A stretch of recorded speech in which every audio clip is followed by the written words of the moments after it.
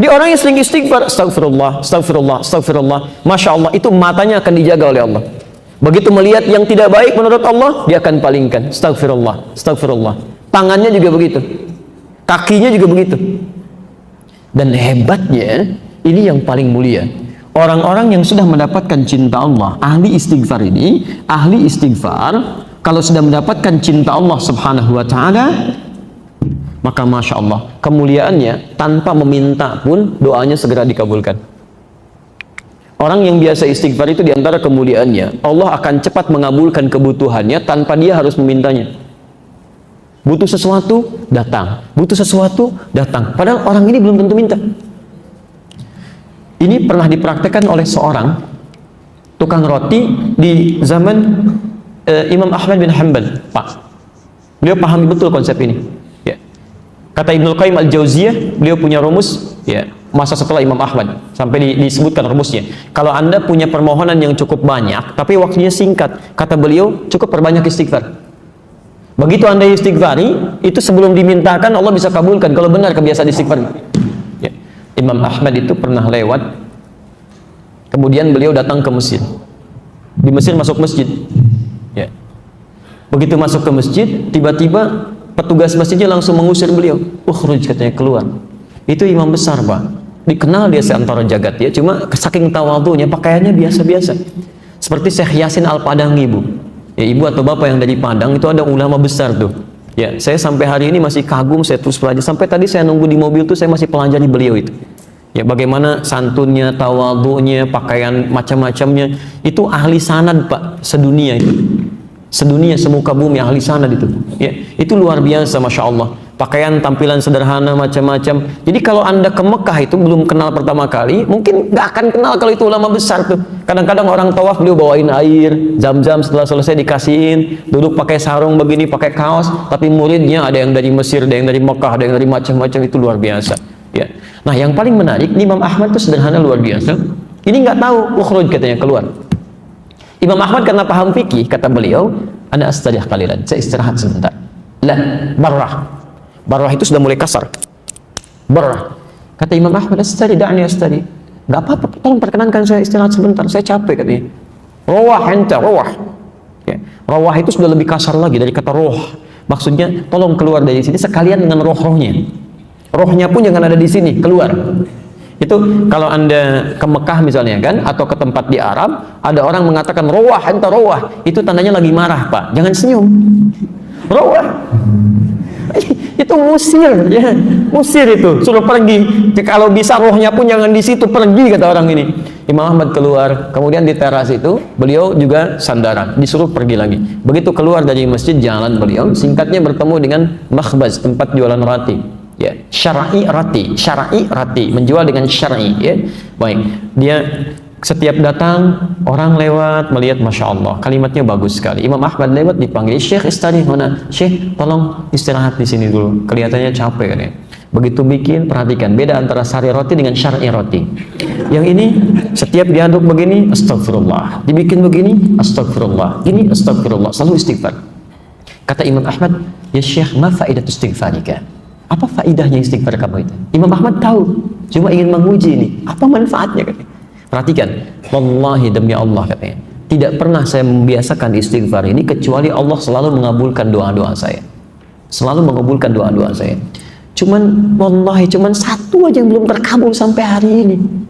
Mudah-mudahan Allah sebelum mengabulkannya sebelum saya wafat, atau dia yang kembali pulang duluan. Apa itu, kata Imam Ahmad? Wallahi saya bermohon kepada Allah supaya bisa dipertemukan dengan Imam Ahmad bin Hanbal sebelum saya meninggal, atau beliau yang meninggal duluan. Kata Imam Ahmad, Allahu Akbar, rupanya saya diperjalankan ke Mesir ini, masuk ke rumah Allah sampai diminta keluar sampai ke sini gara-gara istighfar kamu ini, katanya. Jadi bisa digerakkan gitu. Itu istighfar, Pak. Itu kemuliaannya luar biasa. Tapi tolong jangan lakukan itu kepada saya gitu. Anda bisa istighfar, Masya Allah. Makanya ahli surga itu, ahli surga yang biasa istighfar, surganya istimewa, bukan surga biasa. Itu ada di Quran surah ke-51 ayat 18. Lain, Pak, bonusnya itu lain. Ya. Dia ditempatkan di taman surga. Ya.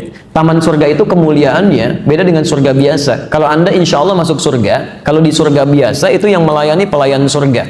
namanya wildanun mukhalladun. Ya, kalau laki-laki dilayani oleh bidadari surga, kalau perempuan oleh pangeran-pangeran surga, cantik dan gantengnya tak terlukiskan. Kata Nabi, nggak usah dibayangkan, mala ainun ra'at wala udhunun sami'at wala khatara 'ala qalbi bashar. Nggak pernah kelihatan oleh pandangan kita, nggak pernah terdengar oleh telinga, bahkan difikirkan pun nggak akan seperti itu. Itu masih kelas biasa. Tapi taman surga yang ngasih langsung semua Allah, tanpa perantara, kun fayakun ada, dan nggak perlu dibayangkan. Dan penghuni surga seperti ini, itu sebelum masuk ke surga pun sudah diperkenankan melihat Allah tanpa hijab. Ada di Quran surah 75 ayat 22 sampai 23, posisi paling kiri sebelah atas. Wujuhu yawma idzin nadhirah. Ada orang-orang yang masya Allah, saat dia dihisab itu wajahnya berbinar gembira. Ya, padahal belum masuk surga. Ya, ila rabbiha nadhirah, karena bisa melihat Allah tanpa hijab langsung seketika. Ya, nggak usah dibayangkan, nggak boleh. Tapi ada seketika. Masya Allah, apa yang terjadi? Quran surah 51 dari ayat 15-nya. Nanti ketemu di ayat 18. Innal muttaqina fi jannatin wa 'uyun. Nah, sungguh ada sementara orang-orang takwa itu tempat tinggalnya di taman surga. Taman surga, masya Allah. Kalau di Firdaus ya taman surga Firdaus ya. Indahnya luar biasa. Ada karakteristik yang bisa anda bumikan tuh nilainya dalam kehidupan orang di bumi. Akhidina ma atahum rabbuhum. Ini syahidnya.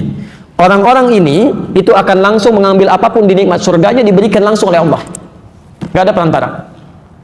Akhidina ma atahum rabbuhum. Apa amalannya? Ini yang harus Anda turunkan ke muka bumi. Innahum kanu qabla dzalika muhsinin. Saat di muka bumi, saat di dunia, itu orang-orang ini muhsin, berbuat ihsan. Ya. Kalau Anda ingin jadi penghuni di sini, turunkan karakteristiknya, kemudian tuangkan dalam kehidupan di bumi, Anda kerjakan itu. Apa amalannya? Kanu qalila minal laili ma yahja'un. Amalan pertama, dia terbiasa sedikit tidurnya. Itu bahasa Quran. Sedikit tidurnya. Ini malam dia hidupkan dengan ibadah. Dia paham, ya, kalau malam itu lebih enak ibadahnya, akan lebih khusyuk. Quran surah 73 ayat yang ke-6, inna nasyi'atal laili asyaddu wat'a wa aqwamu qila. Bangun malam itu akan enak menyentuh pada jiwa, lebih khusyuk. Makanya maaf ya, setan malam dengan setan siang itu beda apa? Lain. Shift-shiftan dia. Setan siang tuh biasa, nggak usah terlalu banyak tenaganya, tiup dikit udah pada nggak sholat tuh. Ya. Setan malam tuh tidak, dia paham gangguannya tuh minim, nggak ada kebisingan, TV berhenti semua, nggak ada siaran macam-macam. Jadi ketika orang ini ibadah, konsentrasi khusyuknya akan lebih tinggi dibandingkan dengan siang. Maka dari itu banyak terjadi keanehan. Kalau ibu nggak percaya silahkan. Siang bu ya, masya Allah, ya jangankan bangun, mau tidur aja susah. Tapi kalau malam, masya Allah, begitu Anda bangun di pertengahan jam 1:30, jam 2 tuh ya. Padahal alarm sudah disusun 3 kali tuh. Alarm pertama mematikan alarm kedua. Alarm kedua matikan alarm ketiga. Alarm ketiga baru siap-siap. Kata Nabi itu setan membuat berat kepala tuh. Susah. Dan terjadi sesuatu yang tidak Anda bayangkan sebelumnya. Itu kan tiap hari bolak-balik tuh. Kamar mandi, meja makan, dapur. Biasa aja siang. Kok malam-malam jadi berubah? Awas lo ya. Kemarin sih enggak, tapi malam ini di meja makan tuh putih, rambutnya itu panjang, dan nungguin kamu di situ. Jadi nggak jadi. Itu terjadi situasi itu. Ada kenikmatan gitu kan? Karena itu, karena ada perbedaan-perbedaan semacam ini, tidak mudah untuk bangun. Tapi orang ahli surga tidak. Amalan-amalan seperti ini itu lain. Perhatikan, ahli taman surga itu qalilan minal laili ma yahja'un. Dia atur tuh tidurnya lebih cepat. Ba'da isya dia nggak ada keperluan, langsung istirahat. Sedikit tidurnya, malam dia hidupkan salat, masya Allah. Ayo, itu bahasa Quran, sedikit tidur. Kalau Anda tambahkan bermasalah. Di rumus fikih itu Anda tambah jadi berkurang. Sedikit tidur, taman surga. Sedikit tidur, maaf di tamannya aja enggak. Silahkan cek. Jadi dalam agama itu kalau sudah pas gak usah ditambah-tambah. Subuh 2 rakaat.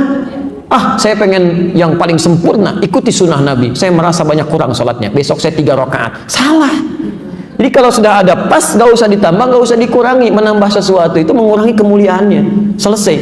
Ya. Yang paling menarik, habis tahajud. Kalau Anda cuma tahajud aja, belum bisa masuk taman surga. Amalan selanjutnya ayat ke-18-nya. Wabil ashani hum yastaghfirun. Ini poinnya. Jadi dia tahajud di sepertiga malam, menjelang subuh, belum subuh Pak. Ashar itu waktu menjelang subuh singkat. Ya, paling 15 menit lah, 10-15 menit sebelum subuh. Dia duduk istighfar. Istighfar. Bahkan ada hadis qudsi di situ. Hadis qudsi. Diriwayatkan orang pertama yang menerima dari Nabi 31 orang sahabat senior. Hampir semua meriwayatkan. Ya, Abu Bakar As-Siddiq radhiyallahu taala anhu, Umar bin Khattab, Utsman bin Affan, Ali bin Abi Thalib, sampai Sayyidah Aisyah radhiyallahu taala anha. Itu menerima semua dari Nabi.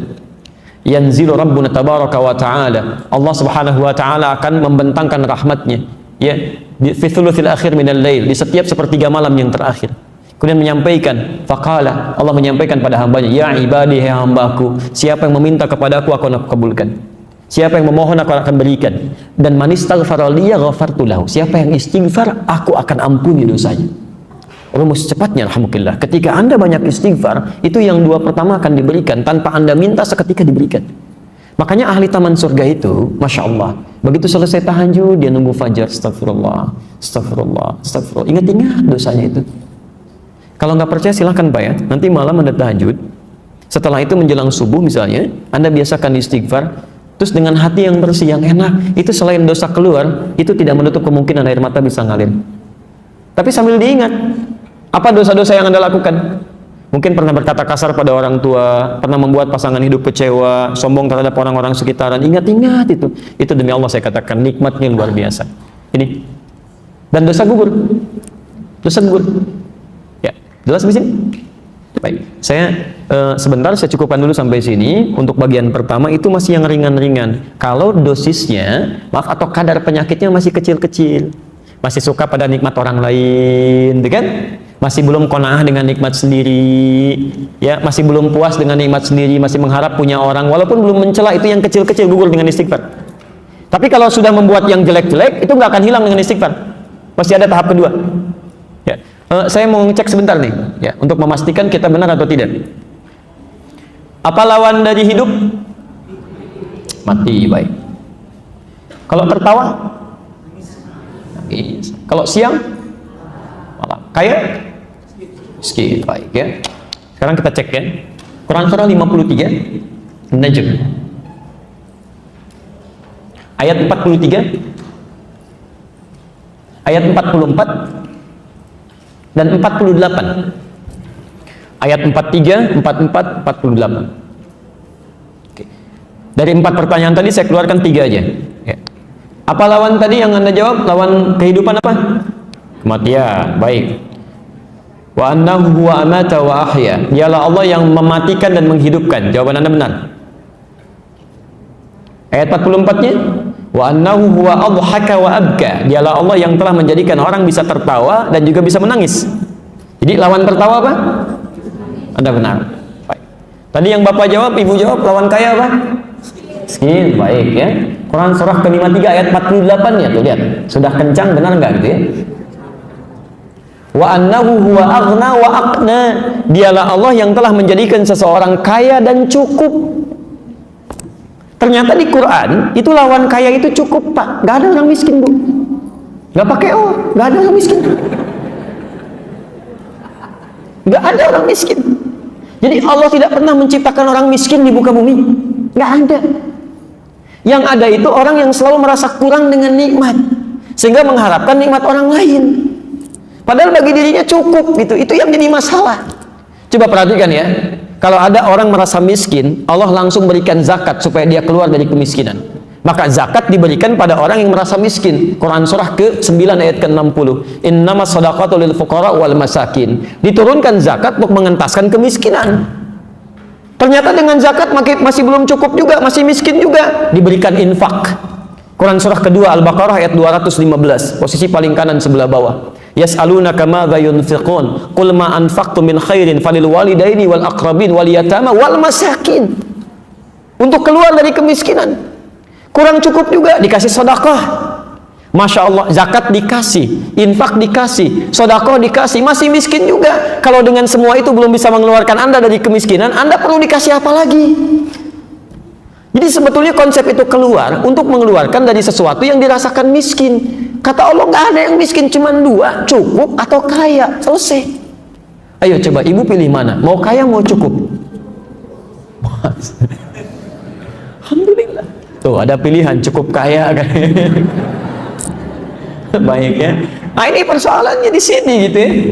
Nah jadi Bapak dan Ibu sekalian, itu perasaan kurang itu yang menjadikan penyakit datang. Itu yang coba kita istighfar ya. Tiap hari istighfar. Kalau nggak sempat istighfar, jangan tinggalkan sholat. Jangan tinggalkan sholat. Karena dalam sholat itu ada kalimat istighfar. Makanya sholat ke satu dengan sholat yang lainnya itu menggugurkan dosa-dosa kecil. Itu ada di hadis Muslim nomor hadis 233. As-salawatu ila salawat wal jumu'atu ila al-jumu'ah wa ramadan ila ramadan kafaratun lima bainahunna. Ya, salat satu ke salat lain, Jumat ke Jumat, dan Ramadan ke Ramadan itu bisa menggugurkan dosa yang terjadi di antara keduanya. Malam takunil kabair, sepanjang bukan dosa besar. Di Anda zuhur punya dosa, ya, dosa-dosa kecil, asar sholat. Jadi pas sholat asar itu dosa kecilnya hilang, otomatis itu. Ya. Kenapa salah satunya? Karena saat Anda sholat, Anda mengucapkan kalimat istighfar. Bukankah ruku kita mengucapkan istighfar? Subhanakallahumma bihamdika, Allahumma gfirli. Sujud Anda istighfar. Kalau Anda baca subhana rabbiyal a'la, bukankah duduk di antara dua sujud bahasa istighfar? Kalimat pertama dalam duduk di antara dua sujud apa? Rabbil firli, itu istighfar. Jelas ya? Baik. Kalau sudah jelas, saya tahan sebentar, saya jawab dulu ini. Kalau sekiranya dianggap cukup, kita belum bawa obat yang maaf, kadar penyakitnya cukup berat ya, yang mikirin orang gitu kan, Masya Allah, terus yang macam-macam lah, pokoknya hidupnya nggak tenang ya. Yang awas, yang paling berbahaya itu dalam urusan ibadah, nanti saya bahas lebih jauh lagi. Itu kata Quran, ada orang-orang yang dia merasa berbuat baik, sebetulnya banyak salahnya, dan itu penyakitnya lebih dahsyat ya. Saya jawab dulu ini ya. Mau tanya Pak Ustadz, boleh? Enggak. Oh ya, boleh nggak jika nggak sholat malam tahajud tapi ikut sholat berjamaah subuh di masjid? Ya, bukankah pahalanya seperti sholat malam sepanjang malam? Masya Allah, luar biasa ya. Hitung-hitung pahala seperti, wah, hitung-hitungannya pintar itu ya. Nanti kalau semua seperti ini, nggak pada ada yang haji dan umrah, karena sholat syuruk itu senilai haji dan umrah. Kosong itu Ka'bahnya dari orang Indonesia, Masya Allah. Ya, itu luar biasa. Baik, kalau cuma ngukur pahala, memang betul sholat subuh berjamaah itu pahalanya juga tinggi ya. Ya, orang yang sholat subuh berjamaah di masjid dia tunaikan, bukan cuma mendapatkan seperti ini, bahkan lebih daripada dunia dan seisinya, baru sholat sunnahnya saja ya. Misalnya di hadis Muslim yang semacam ini, di hadis Muslim hadis 724 sampai 729, dimulai dari sholat sunnahnya dulu. Raka'atul fajri khairun minad dunya wa ma fiha. 2 rakaat sebelum fajar itu berapa pahalanya? Tuh, sudah salah lagi. Bukan dunia dan seisinya, lebih baik. Kalau lebih itu berarti lebih, bukan pas. Lebih dari, berarti dunia dan seisinya pun itu masih ya. Dan kalau Anda bisa tunaikan sholat fardunya, Masya Allah, itu mempercepat ke surga, diberikan pahala berlipat, dan seperti halnya sholat malam kalau berjamaah tanpa putus. Tanpa putus. Itu maksudnya bukan sholat malamnya, tapi meraih pahalanya semisal itu. Kalau Anda tanya boleh tidak? Boleh-boleh saja, silahkan. Tapi kalau Anda tunaikan sholat malamnya, Anda mendapatkan keutamaan yang lebih daripada ini. Ingat ya, keutamaan sholat malam itu bukan cuma sholat malamnya saja yang ada pahalanya, tapi banyak melimpah pahala yang lainnya. Satu, mudahnya doa dikabulkan. Jadi kalau Anda cuma sholat subuh berjamaah saja, tidak sholat malamnya, Anda tidak mendapatkan kemudahan pengabulan doa. Yang kedua, ada jaminan 4 kebaikan diberikan. Anda sholat subuh berjamaah tapi tidak tahajud, tidak mendapatkan 4 kebaikan ini. Ada di Quran surah ke-17 ayat 79 sampai 81. Tahajud itu bisa mengangkat derajat di karir terbaik dalam pekerjaan Anda, memudahkan urusan Anda, melepaskan dari kesulitan, plus ditolong Allah saat Anda disakiti oleh orang lain. Anda sholatnya khusyuk 5 waktu tapi tidak tahajud, Anda tidak mendapatkan 4 kemuliaan ini. Yang selanjutnya, ahli tahajud itu ahli taman surga. Anda khusyuk sholat fardunya, Anda tidak tahajud, Anda nggak akan masuk ke taman surga ya, tingkat yang paling indahnya. Yang selanjutnya, ahli tahajud itu dekat dengan Nabi ya. Maaf, dekat dengan Nabi. Nabi aja tahajud, Nabi, Rasul, dijamin masuk surga, masih tahajud. Anda bukan Nabi, bukan Rasul, Masya Allah gitu kan.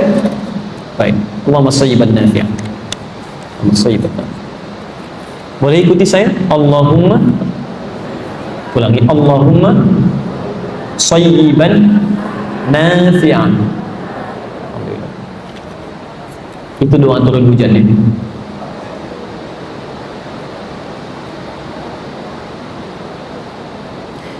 Saya pernah baca di Bulughul Maram bahwa sholat dapat dijamak bila sudah 3,5, bukan fasa tapi farsah. Farsah itu hitungan jarak ya, hitungan jarak dalam bahasa Arab.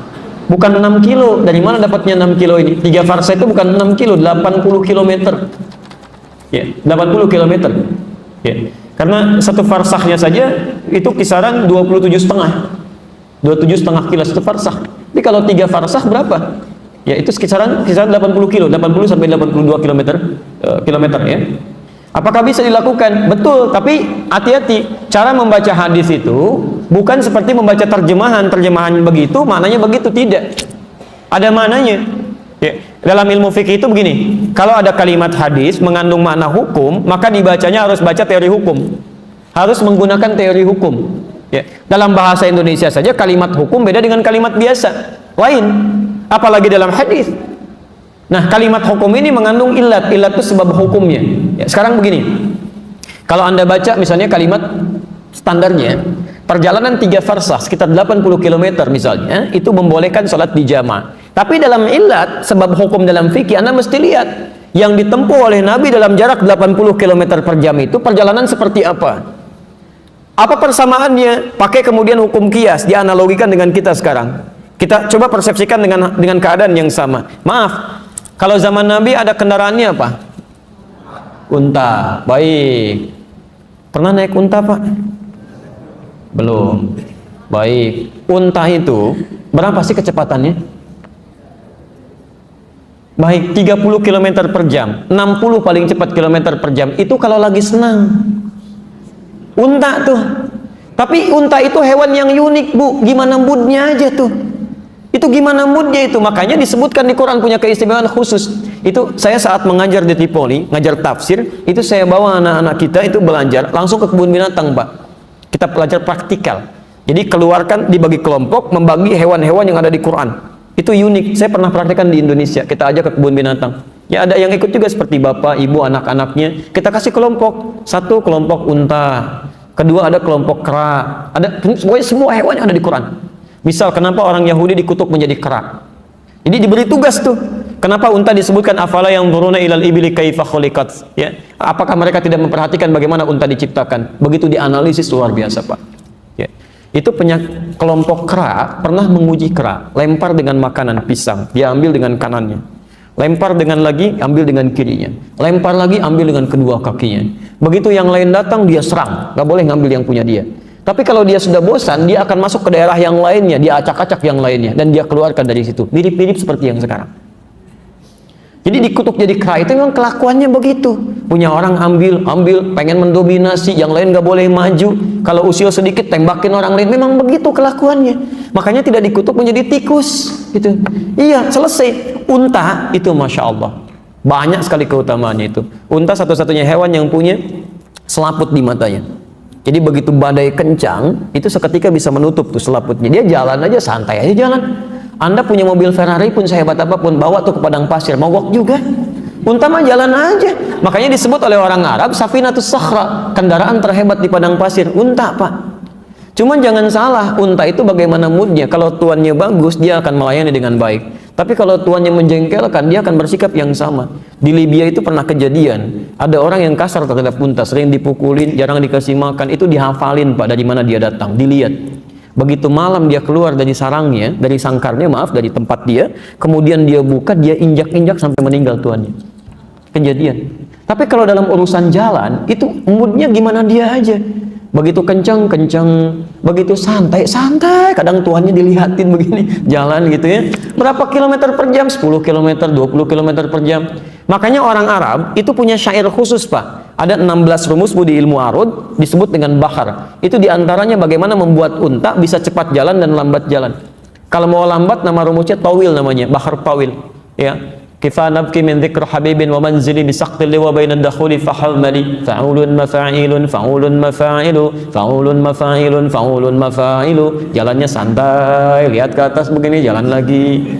Tapi kalau pengen dia cepat pakai rojaz, mustafilun mustafilun mustafilun mustafilun mustafilun mustafilun sauti safiril bulbuli hayyaja qalbi thamiri al ma'u wa zahru ma'a ma zahri lahdul muqali fa anta ya sayyidani wa sayyidi wa maulani fakam tayammuni ghuzailun uqayqali qataftuhu min wajhatin min fili hadha rajuli faqala la la la faqad ghada muharwili wal walad wali ya wailani faqultu la tuwalwili fa bainul lu'ali qalat law hina kazain wa radidun muqali ka'atan ka kailani tabuli. Kencang tuh dia. Cuman sekencang-kencangnya berapa kecepatannya? Yang kedua, medan kita dengan medan diharapkan beda. Nabi jalan pakai unta, yang dilewatin apa? Padang pasir. Pernah lewat padang pasir enggak? Apalagi kalau ada angin, ada badai macam-macam, ya, belum hewan-hewan di sekitarnya.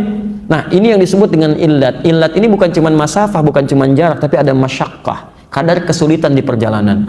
Di Arab itu kalau sudah 80 km per jam dulu, itu pasti sudah terasa berat di jalannya. Berat di jalan. Apalagi kalau nggak ada unta, berarti jalan kaki. Nah, ini yang diambil hukumnya ke kita sekarang. Kalau ada perjalanan 80 km, apakah mesti dijama? Belum tentu. Kalau perjalanan ditempuh dengan keadaan nyaman, bahkan belum menghadirkan waktu sholat biasa. Ya, misal, mohon maaf, misal ya, Anda misalnya ingin kalau ke Lampung, ya, dari sini ke Lampung, bisa dari Jakarta ke Lampung, dengan dari Jakarta ke Bekasi, jauh mana? Ke Lampung. Tapi Anda ke Lampung pakai pesawat, ke Bekasi pakai beca. Ya, perbandingannya bagaimana? Ke Lampung mah cuma setengah jam, flight pertama setengah satu tuh dari Cengkareng, nyampe ke sana jam 1, asar aja belum muncul, cuman sebentar. Masya Allah, di waktu yang sama silahkan kayu tuh beca dari Jakarta tuh, ya, ke Bekasi, lewat sini lewat situ macam-macam, belum kena macet segala rupa, mungkin belum tentu nyampe maghrib ke Bekasi gitu ya. Nah, di dalam situasi itu nanti berlaku hukum. Jelas ya, itu disebut dengan illat. Makanya ketika jamak dan qasar muncul, illatnya bukan cuma perjalanan, ada illat lain, khauf, ada khawatir, ada masalah. Quran surah keempat ayat 101, posisi paling kiri sebelah bawah di pojok. Wa idza darabtum fil ardi, kalau Anda berperjalanan di muka bumi, falaisa 'alaikum junahun an taqsuru minas shalah. Enggak ada masalah kalau pengen mengqasar salat. Jangankan jamak, qasar boleh. Cuman kapan itu dilakukan? In khiftum ayyaftinakumul ladzina kafaru. Jika khawatir ada gangguan di perjalanan seperti orang kafir mengganggu. Ya. Jadi illat hukumnya gangguan yang menghambat waktu sholat dilakukan dengan nyaman. Jadi maaf, tanpa perjalanan pun Bu ya, Ibu tidak melakukan perjalanan. Tapi misalnya Anda punya profesi yang menentukan maslahat bagi umat, yang kalaupun nggak di jalan itu akan berdampak pada maslahat. Ya, dokter ingin melakukan tindakan, dimulainya jam 1, diprediksi itu tindakan sampai maghrib Bu, Pak, sampai maghrib. Kan tidak mungkin kemudian ditinggalkan pasien kan? Begitu adzan asar muncul, diobservasi, dilihat siap semuanya, siap, ayo kita mulai lakukan pembedahan. Begitu dibuka tuh, dilihat jantungnya, jantung bagaimana posisinya, adzan asar muncul, Allahu Akbar, Allahu Akbar. Maaf Mas ya, saya mau sholat dulu, nanti saya balik lagi. Wah, bisa sekarat itu pasien. Jadi Anda boleh lakukan, silakan jamaah di awal, kemudian setelah itu sampai maghrib, Anda bisa tunaikan maghribnya. Jelas di sini ya? Kecuali kalau perjalanan yang jaraknya merubah zona waktu. Walaupun perjalanan nyaman, tetap di situ memperbolehkan jamak dan qasar. Anda ke Amerika, perjalanan cukup jauh, baru berangkat sedikit sudah gelap, padahal berangkatnya pagi gitu kan. Yang seperti itu sudah merubah zona waktu, maka dalam keadaan demikian itu boleh menjamak. Walaupun di pesawat nyaman, tenang. Itu penting saya sampaikan. Karena dulu ada salah seorang presiden Indonesia, saya pernah amati dulu ya, tapi saya nggak usah nyebut nama ya, nggak usah nyebut nama. Cuman sebelum era Pak Jokowi, itu pernah melakukan, pernah melakukan perjalanan, itu konferensi pers waktu Ramadan. Ya, kami alhamdulillah telah melakukan puasa singkat ya, puasa singkat. Jadi sedang jalan jauh, tiba-tiba di satu negara buka, karena di sana sudah masuk maghrib. Terus lewat lagi negara, Masya Allah sudah subuh kan, pagi puasa lagi, jalan enak banget, paling cuma berapa jam. Kalau begitu orang kaya putar-putar dunia aja tuh ya, paling 10 hari udah beres tuh, 30 hari puasa gitu. Nah, jadi nggak bisa yang seperti itu. Tetap yang seperti itu mesti dilakukan qadha untuk puasanya, dan dia boleh rukhsah untuk berbuka, sama hukumnya dengan puasanya. Masih ada waktu? Mohon izin 5 menit lagi ya, nah, saya harus siapkan untuk yang selanjutnya. Apakah penyakit fisik itu diakibatkan dari dosa yang pernah kita perbuat? Bisa iya, bisa tidak. Bisa iya, bisa tidak. Ya. Saya mulai dari yang tidak dulu. Maaf, Nabi Ayub misalnya. Kenal Nabi Ayub Bu? Gimana kenalnya? Masya Allah. Suka agak bingung ya kadang-kadang. Udah semakin sore. Baik, Nabi Ayub itu punya dosa apa? Nabi, Rasul, ibadahnya rajin, dekat dengan Allah, diuji dengan penyakit, sakit. Jadi jangan disimpulkan setiap penyakit itu pasti punya dosa, belum tentu. Ya, tapi diuji dengan penyakit dan beliau sabar. Ya, kadang-kadang diantara penyakit itu ujian untuk meningkatkan ketaatan kita kepada Allah. Ini orang rajin ke masjid nih, diuji coba, kasih sakit kakinya, masih ke masjid nggak? Masya Allah. Dan tidak sedikit orang masih berangkat gitu, itu ujian. Tampilkan, sepanjang masih ada, saya lakukan. Abdullah bin Abi Umi Maktum itu matanya nggak bisa lihat Pak, buta. Jarak rumah sekitar 500 meter lah dari masjid. Ya, sampai 1 kilo. Minta izin ke Nabi, ya Rasulullah, saya nggak punya penuntun. Subuhnya agak susah, boleh nggak saya di rumah? Kata Nabi, atas maul adzan, kamu dengar adzan? Bala, iya. Madum atas maul adzan fa'adhiya fil masjid. Selama dengar adzan, tunaikan di masjid. Beliau berusaha. Jadi tidak harus penyakit fisik itu selalu berkorelasi dengan dosa yang dilakukan, belum tentu. Tapi ada juga memang penyakit-penyakit fisik yang datang karena pengaruh-pengaruh dosa. Ada. Ya nggak usah banyak tafsir deh. Orang yang banyak dosa itu pasti berpengaruh pada keadaan fisiknya. Nggak percaya silahkan keluar dari sini ya, pakai sepatu orang lain. Jangan sepatu bapak, pakai aja sepatu orang. Itu pasti di tengah jalan Anda banyak pikiran itu, nggak akan tenang. Nggak akan tenang begitu dipakai, sudah gelisah, tengok kanan, tengok kiri gitu kan. Udah. Ayat ke-60-nya, innamas shadaqatu lil fuqara. Infak sedekah. Buka Quran surah kedua ayat 264 paling kiri sebelah bawah. Ya ayyuhalladzina amanu la tubtilu shadaqatikum bil manni wal adza. Jangan kalian batalkan sedekah-sedekah kalian dengan perbuatan yang merusak. Apa contohnya? Kalladzi yunfiqu malahu ria'an nas, seperti orang infak yang riya. Jadi infak disebut dengan sedekah. Di semua perbuatan baik kita, salat kah, haji kah, umrah kah, puasa kah, semua namanya sedekah dalam fikih. Nah, sedekah ini kemudian oleh Nabi dibagi kepada 2 bagian. Ya. 1, ada sedekah yang saat dikerjakan itu pahalanya terus ngalir tuh. Terus mengalir. Bahkan dahsyatnya, maaf sekali, orangnya wafat pun tuh pahalanya terus datang sampai dengan kiamat. Di sepanjang di muka bumi ini belum kiamat, maka pahala akan terus datang, ngalir. Dalam bahasa Arab sesuatu yang mengalir disebut dengan jariyah. Maka muncul istilah sedekah jariyah.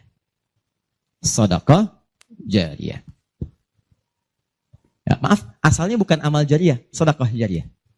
Ya, sedekah jariyah, bukan istilahnya amal jariyah. Sekarang kalau mau nyebut amal jariyah pun dibenarkan. Cuma kalau di Arab, amal jariyah itu begini nih. Ya, kalau di Arab sekarang, antum jalan, tiba-tiba sedang ada perbaikan, ada lubang. Maka sedang diperbaiki ini, ada tulisan kasih papan, afwan amal jariyah, amal jariyah. Maaf, ada pekerjaan jalan mengganggu Anda lewat. Di Arab itu amal jariyah itu pekerjaan sedang berlangsung mengganggu orang lewat. Sekarang begitu. Ya. Makanya kalau ada orang naik ke bis bawa kotak gitu kan, mau minta-minta maaf Pak, amal jariyah, betul, ganggu orang lewat. Ya. Benar secara bahasa, tapi secara makna ini yang paling tepat. Yang kedua, ada yang sifatnya sedekah thabitah.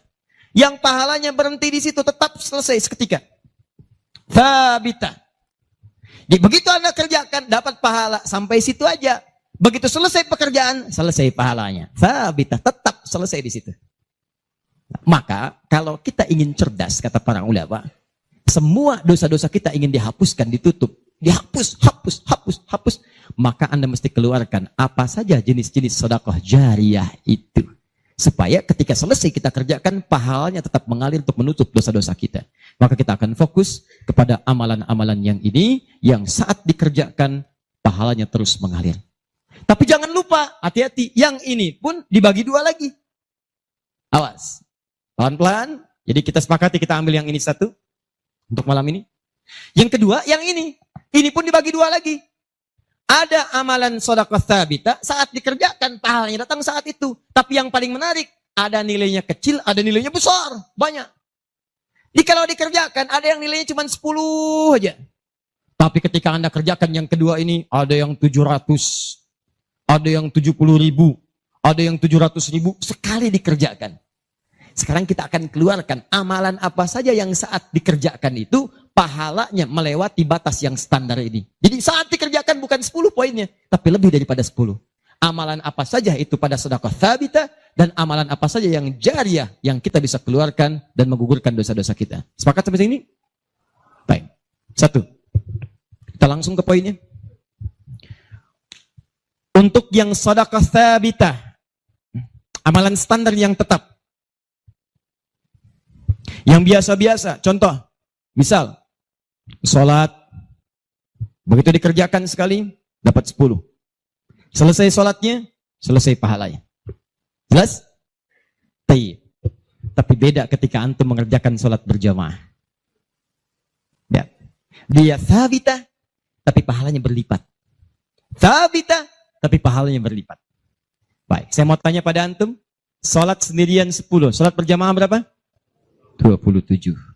Maka, kalau Anda ada ajakan berjamaah, sekalipun misalnya, di tempat itu tidak ditemukan masjid, sedang di kantor, ada teman misalnya, alih-alih Anda sholat sendirian, dan tidak bisa menemukan masjid, kenapa nggak ajak teman Anda untuk berjamaah? Walaupun cuma 2 orang. Beda pahalanya teman-teman sekalian, sampai 17. Yang satu 10, yang satu 27. Karena sholat berjamaah itu hadisnya dibagi 2. Ada hadis yang mengajak ke masjid, ada hadis yang masjidnya nggak ada, cuman bisa berjamaah. Sholatul jamaati afdalu min sholatil fardi bisa bin wa isyrina darajah. Sholat berjamaah lebih utama daripada sendirian. 27 jamaah di sana sifatnya umum. Kalau ada di masjid, usahakan ke masjid. Kalau nggak bisa ke masjid karena alasan syar'i, maka yang penting jamaah. Saya suka bingung nih. Ini kan di rumah kamar banyak, tempat luas. Kenapa kok bisa di rumah ada 5 orang? Ini ada istri, ada suami, anaknya 2, asisten rumah tangga 1. Kok bisa ini sholat di kamar yang ini sholat di kamar yang ini sholat di ruangan yang ini? Kenapa di rumah itu nggak kumpul satu tempat berjamaah? Pahalanya 27. Satu kedua, 500 tahun. 2 ketiga, 500 tahun. Jadi kalau antum sedang lupa-lupa tuh, ingat-ingat dosa. Daripada milih sendirian cuma 10, berapa dosanya pada saat itu? Boleh jadi pahala sholat antum 10, tapi dosanya pada hari itu 20. Tuh. Bagaimana cara nutupnya? Maka biasakan naikkan. Naikkan. Jamaah. 1, sholat berjamaah. Karena itu panggilan-panggilan sholat dalam Al-Quran seringkali menggunakan bentuk jamaah. Silahkan cek. Panggilan sholat pertama Al-Baqarah ayat ketiga. Alladzina yu'minuna bil ghaib wa yuqimunas. Yuqimun, tunaikan dengan orang banyak. Bentuk jama'. Mereka tunaikan dengan orang banyak. Kerjakan dengan banyak orang. Makanya kalau bisa berjamaah, kenapa mesti sendirian? Jelas di sini? Kalau antum ke masjid, itu lebih banyak lagi. Tadi sudah saya jelaskan, datangnya dapat 25, masuk masjidnya, i'tikafnya, macam-macamnya. Makanya kalau sudah ada panggilan jamaah untuk ke masjid dan antum bisa mengerjakannya, demi Allah saya katakan, jangan tinggalkan. Jangan tinggalkan. 1. 2. Saya sebutkan yang banyak saja supaya agak cepat. 2. Membaca dan menghafalkan Al-Quran. Membaca dan menghafalkan Al-Quran. Amalan kelihatannya sederhana, tapi pahalanya begitu berlimpah. InsyaAllah. Tahan sebentar. Tadi kalau sholat sendirian, berapa pahalanya? 10 sholat. Baca Quran, bukan sekali baca, 1 hurufnya 10. 1 huruf. Dalilnya At-Tirmidzi, nomor hadis 2910. Perhatikan kalimatnya. Man qara'a harfan min kitabillahi falahu asyru hasanat. Siapa yang bisa membaca 1 huruf saja dari kitabullah, dia mendapatkan padanannya 10 kebaikan. Nanti saya tuliskan rumusnya nih. Lihat baik-baik, ini enggak sembarangan dia, ini enggak sembarangan. Siapa yang baca 1 huruf saja dari Al-Quran, dia akan mendapatkan 10 kebaikan setiap hurufnya. Walam aqul alif lam mim harfun. Saya tidak katakan tulisan alif lam mim itu 1 huruf, bukan. Alif lam mim dibaca 1 huruf, bukan. Walakin alifun harfun, lamun harfun, mimun harfun. Tapi setiap alifnya 10, lam 10, mim 10, walikuli harfin asyru hasanat. Dan setiap antum bacakan 1 hurufnya 10 kebaikan, 10 pahala. Jadi kalau saya bacakan alif lam mim, dapat berapa? Belum tentu. Belum tentu. Lihat sini, saya tunjukkan cara bacanya. Sebagian kita mengira itu kecil, tapi menurut Allah itu luar biasa. Perhatikan baik-baik. Lihat sini. Tahan. 1, 2, 3. Baca. Alif lam mim. Baca lagi, Pak. Bagus. Ada lagi yang bisa dengan tajwidnya yang lebih bagus? Siapa lagi? Boleh, silakan angkat tangan.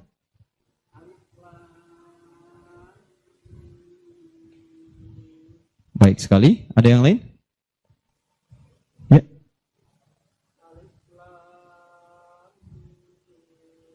Bagus, dikit lagi. Ada yang lain? Satu lagi. Masya Allah.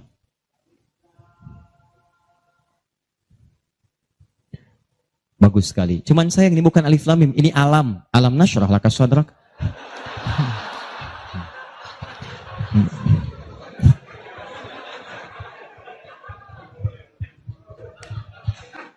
Saya mau katakan, kalau Quran ini seperti tuduhan orientalis dan orang-orang menuduh Quran buatan Nabi Muhammad, padahal dulu tidak ada harakatnya, maka semua kalimat ini yang tertulis begitu akan dibaca sama.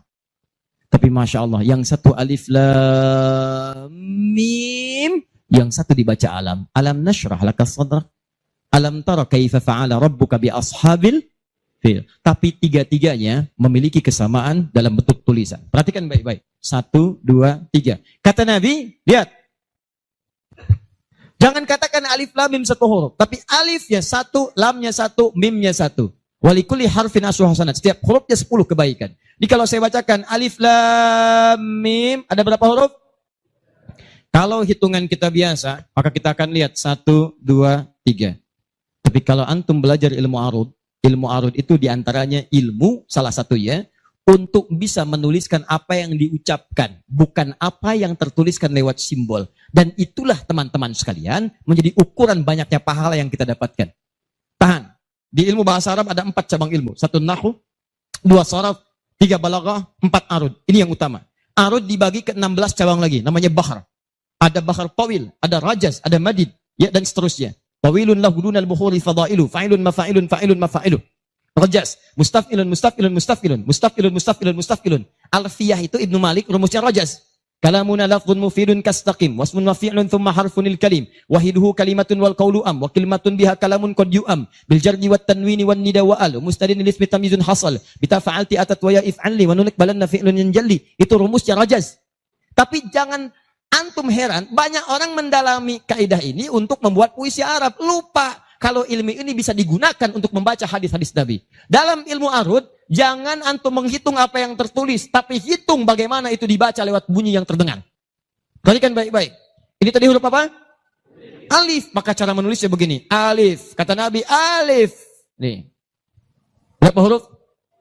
Setiap hurufnya 10. Jadi dari sini saja ada 1, 2, 3. Dapat berapa? Belum tentu. Karena ini hamzah. Tuh. Ha, mim, zal, ta. 1, 2, 3, 4. Jadi dari sini aja ada berapa? Belum tentu kan ini ha tuh. Ha, un 3. Anda yang suka menghitung, maka akan mendapatkan pahala sesuai hitungan. Anda yang berniat ikhlas karena Allah, maka Anda akan mendapatkan lebih daripada apa yang Anda hitung. Rumus ini ditemukan di Quran surah kedua ayat 261. Paling kiri sebelah atas.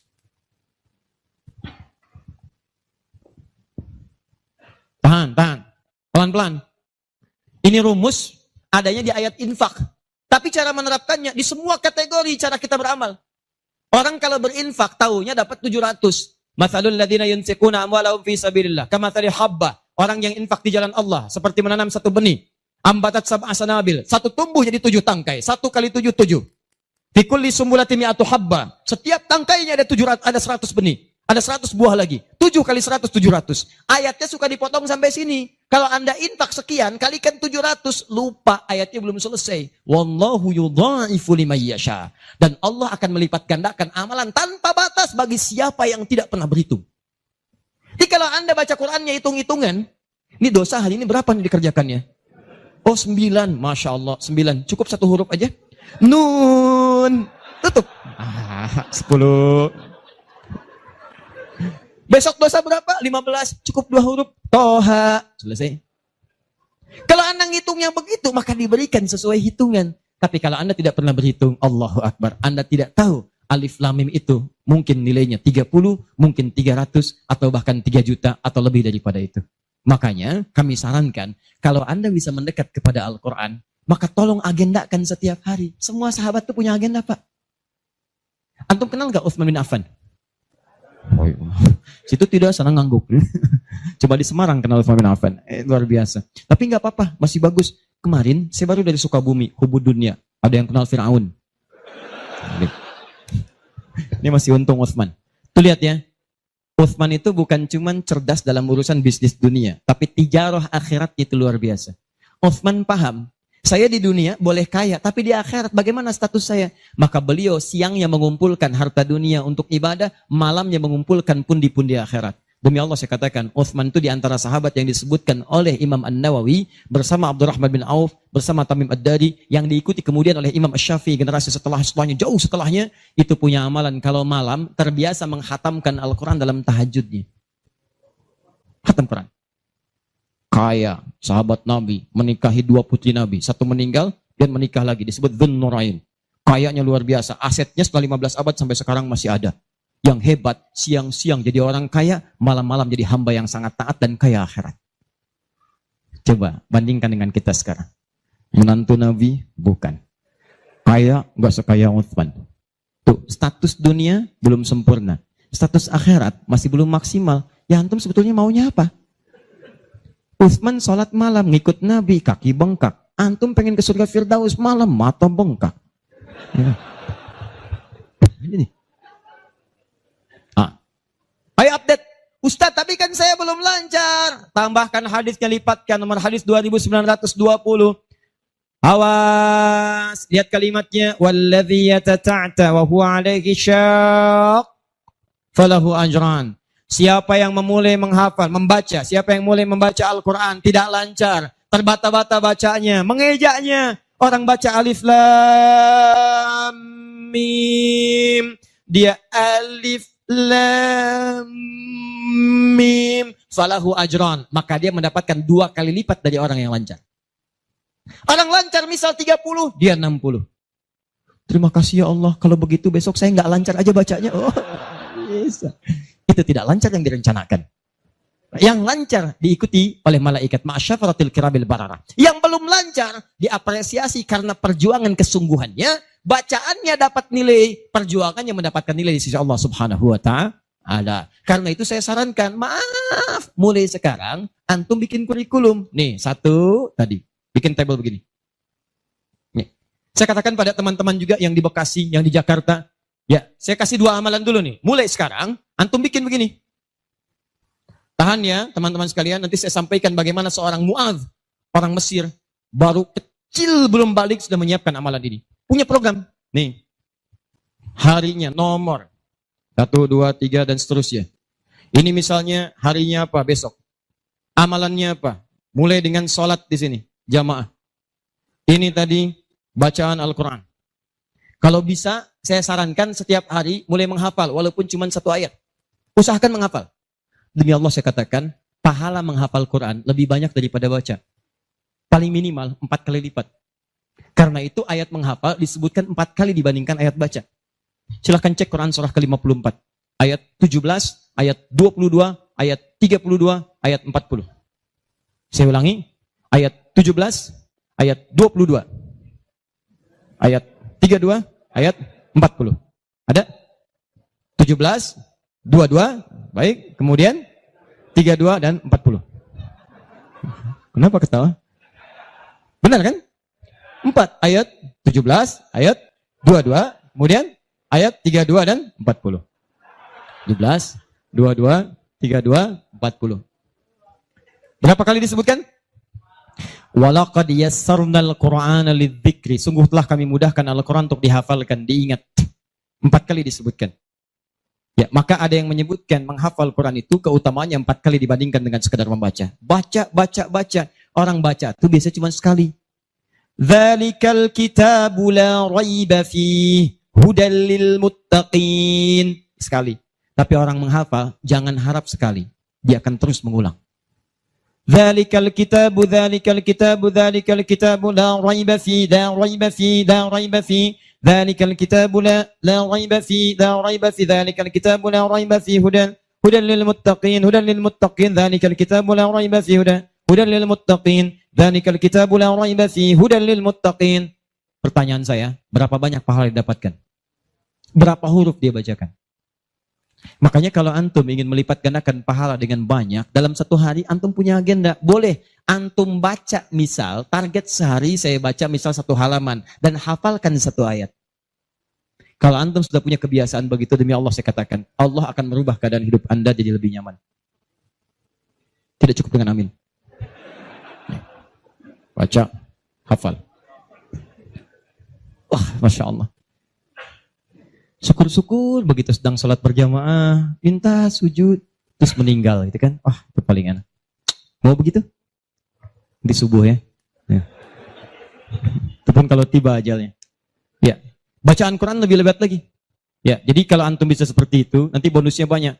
Di alam kubur, jasadnya akan utuh.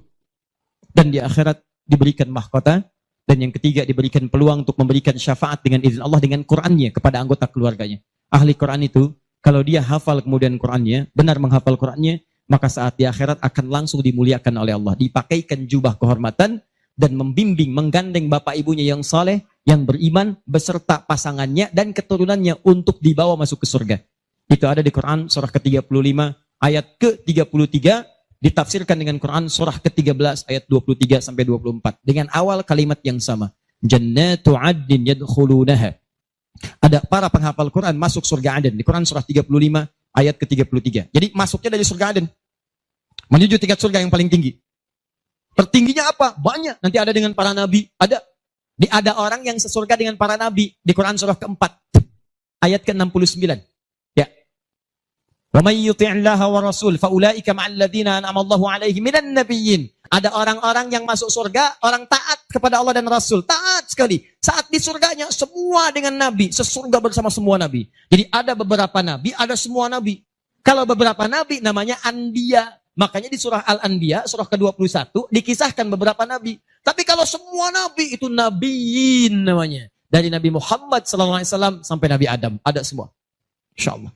Muhammad SAW bin Abdullah, bin Abdul Muttalib, bin Hashim, bin Abdul Manaf, bin Qusay, bin Murrah, bin Kilab, bin Ka'ab, bin Ghalib, bin Fihir, bin Malik, bin Nadar, bin Kinana, bin Khuzaimah, bin Mudrika, bin Ilyas, bin Nizar, bin Mudar, bin Ma'ad, bin Adnan, bin Adi, bin Adri, bin Muqawwam, bin Nahur, bin Tari, bin Ya'rub, bin Yasub, bin Nabit, bin Ismail AS, bin Ibrahim AS, bin Azara, bin Nahur, bin Abir, bin Kinan, bin Al-Fahsyad, bin Sam, bin Nuh AS, bin Mikhlaim, Matusyara, bin Kinan, bin Anbas, bin Tif, bin Adam AS.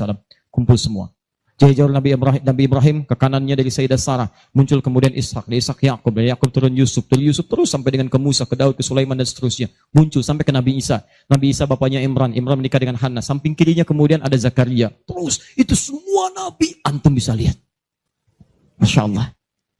Akhi, antum di mana? Surga A dengan siapa? Depan saya, Masya Allah, ganteng-ganteng Nabi Yusuf. Dulu teman kita lihat sinetron ganteng-ganteng serigala. Ini Nabi. Oh, kita lihat Nabi Yusuf. Oh. Belakang saya Nabi Ibrahim. Depan kiri saya Nabi yang punya tongkat jadi ular. Nabi Musa alaihissalam. Kanan saya Nabi yang sangat saya rindukan. Nabi Muhammad sallallahu alaihi wasallam. Penghafal Quran. Dia akan masuk, diberikan mahkota. Tafsirnya di At-Tirmidzi nomor hadis 2915. Begitu dia kemudian akan naik, maka Qurannya berkata, Allahumma halli, ya Allah, tolong hiasi dulu tubuhnya. Bedakan dengan yang bukan ahli Quran. Bedakan. Yuhallawna fiha min asawir. Demikian ayat Qurannya. Maka kemudian dia dihiasi dulu. Ada gelang-gelang emas, ada macam-macam. Semua tubuhnya indah. Maka Allah firmankan. Apa kata Allah? Begitu dikatakan, Allahumma halli. Maka kata Allah, pakaikan mahkota kehormatan. Begitu dipakaikan, ya Allah, berikan pula pada fasilitatornya, kedua orang tuanya, sepanjang mereka beriman, maka dipakaikan di atasnya mahkota yang lebih terang daripada sinar masuk mentari yang ke rumah. Ya Allahumma ya Allah, Allahumma halli, ya Allah tambahkan kepada penghafal, bedakan dengan fasilitator. Fayulbasu ilaihi libasul karamah, maka dipakaikan jubah kehormatan. Begitu dipakai jubah itu, kemudian difirmankan, waqar, fa inna akhira qiraatika akhiru manzilatika. Sekarang kamu masuk ke dalam surga dengan bacaan Quran yang biasa kamu bacakan saat di dunia. Akhir tempat tinggalmu, disitulah ditunjukkan pada akhir bacaan Quranmu. Di begitu dia baca Quran, setiap dia baca, masuk surga. Naik ke tingkat yang paling tinggi. Dan dahsyatnya, saat dia akan masuk surga itu, dia akan menggandeng bapak ibunya, istrinya, keturunannya. Buka Quran surah ke-13, ayat 23 sampai 24.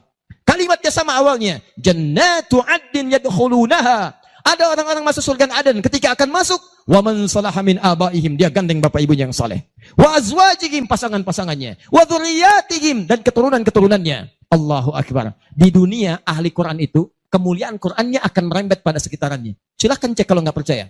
Anda punya anak hafal Quran 5 tahun, bapak ibunya akan ikutan mulia. Musa yang hafal Quran, bapak ibunya dihajikan. Ahmad Kabil yang hafal Quran, ibunya, perawatnya, gurunya, teman-temannya ikut haji semuanya.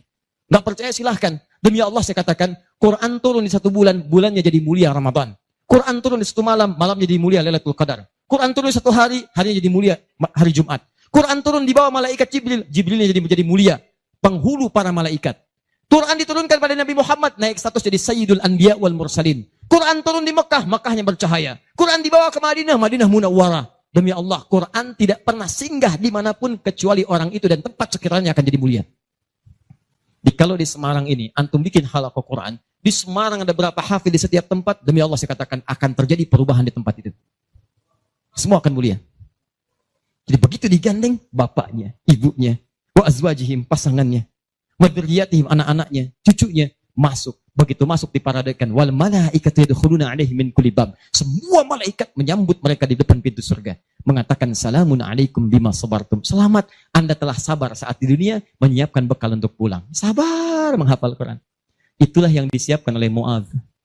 Anak usia 4 tahun, saat saya berada di Mesir, anak ini masih dini, belum balik.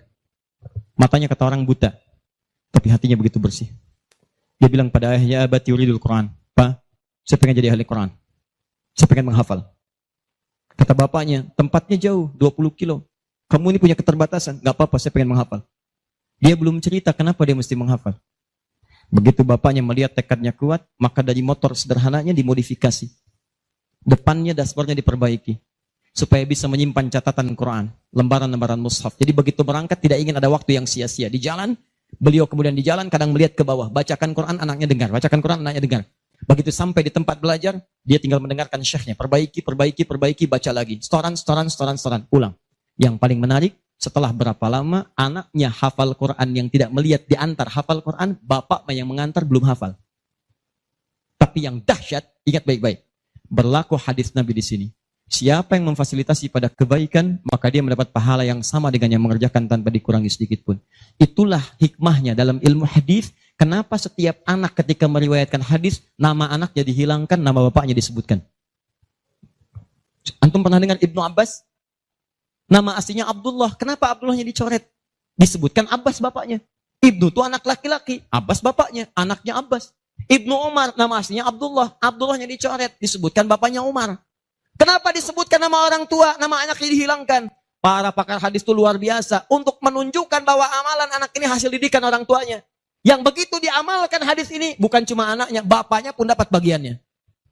Abbas itu pengusaha. Abbas itu pedagang. Sibuk luar biasa. Masih sempat mampir ke majelis Nabi. Cuman gak selamanya bisa di situ karena ada kesibukan berbisnis. Maka beliau menginvestasikan anak bungsunya namanya Abdullah kecil untuk belajar di majelis Nabi. Boleh saya nggak ikutan, tapi anak saya mesti ikut untuk menyampaikan ke keluarga. Maka disimpan di situ. Anaknya masih muda, kecil, dengar, kadang merangkak, kadang main dan seterusnya.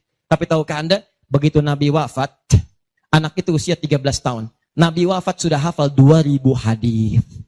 Yang mesti Anda tahu, setiap beliau meriwayatkan hadis, dibuang kalimat Abdullahnya, disebutkan Abbasnya.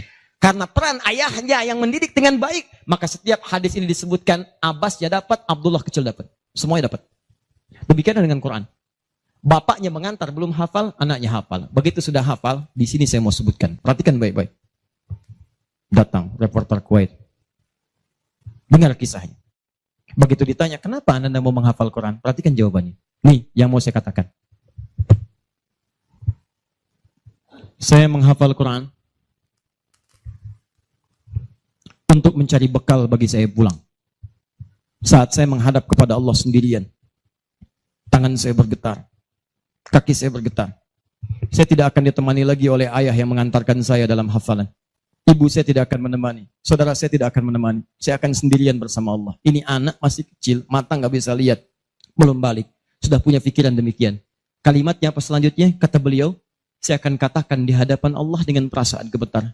Ya Rabb, jika memang bekal saya belum cukup untuk mendapatkan ridhamu sampai saat ini, maksudnya surga, maka mohon ya Allah, kurangi siksaan saya di neraka dengan Quran yang telah saya hafalkan ini. Ya Rabb, jika bekal saya belum cukup sampai saat ini untuk mendapatkan ridhamu, saya telah berhafal Quran ya Allah. Saya telah berusaha menghafal Quran untuk saya bawa sampai dengan saat ini. Kalaupun itu belum cukup mendapatkan ridhamu untuk masuk surga, tolong ya Allah, walaupun saya ke neraka, kurangi siksaan saya di neraka dengan Quran yang telah saya hafalkan. Anak buta, mata belum bisa melihat, keadaan demikian, belum balik, dia sudah mencari bekal untuk pulang. Duhai Anda yang katanya pengen ke surga, surganya Firdaus, pengen bersama Nabi, demi Allah saya katakan, dari 24 jam Allah berikan pada Anda, berapa yang sudah Anda siapkan mencari bekal akhirat? Ayo kumpulin dunia. Ayo silakan. Silakan, gak ada yang larang.